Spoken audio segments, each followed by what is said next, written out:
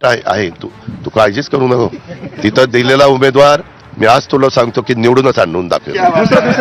आज काही लोक अमोल कोल्हेंना पराभूत करण्याची भाषा करतायत. त्यातला एक खासदार 1-1.5 वर्षापूर्वी माझ्याकडे आलेला होता मला राजीनामा द्यायचा.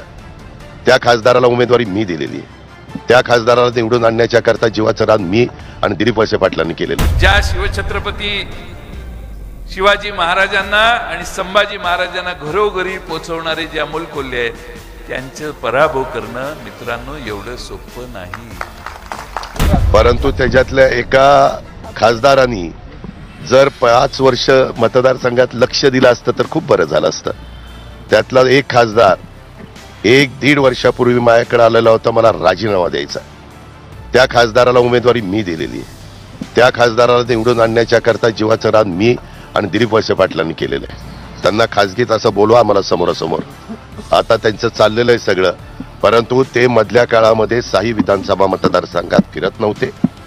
त्यांनी पूर्णपणे दुर्लक्ष केलेलं होतं. उमेदवारी द्यायला तुम्ही चुकला म्हणजे कुणाला त्यावेळेस उमेदवारी देत असताना योग्य पद्धतीने उमेदवारी दिलेली होती. वास्तविक आता तुला उद्याच्याला मी खासदारकी दिली तर तू विचार करायला पाहिजे आपण निवडून आलो तर 5 वर्ष आपल्याला त्या मतदारसंघामध्ये फिरावं लागेल, संपर्क ठेवावा लागेल, लोकांची कामं करावी लागतील, त्याच्या संदर्भात जनतेचे प्रश्न सोडावे लागतील. परंतु जर तू पहिल्या 1-2 वर्षातच ढेपळला आणि मग नंतर 3ऱ्या वर्षी म्हणायला लागला मला राजीनामा द्यायचा तर मग आम्ही तुमचे एकंदरीत चित्र बघून उमेदवारी देतो. आहे तू काळजीच करू नको.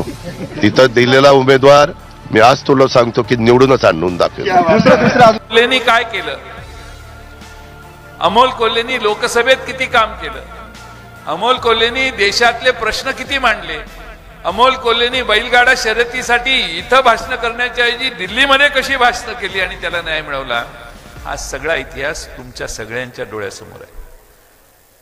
आज काही लोक अमोल कोल्हेंना पराभूत करण्याची भाषा करतायत.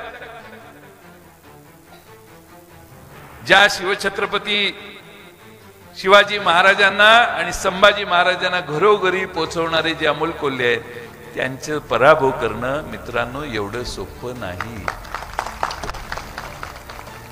अमोल कोल्हे घराघरात आहेत. मगाशी कुणीतरी भाषणात सांगितलं प्रत्येकाच्या हृदयात आहेत.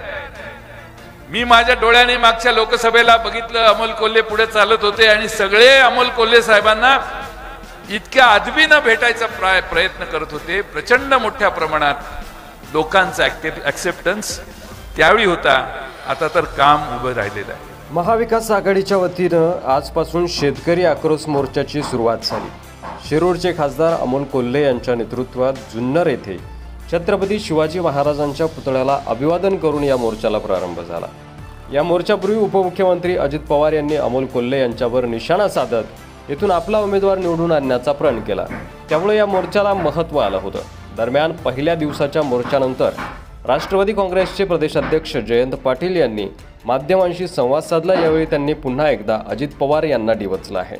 जयंत पाटील असं म्हणाले की सरकारला अनेकदा आम्ही शेतकऱ्यांच्या समस्या सांगितल्या, मोर्चे काढले, आंदोलनं केली, तरी सरकारला जाग येईना.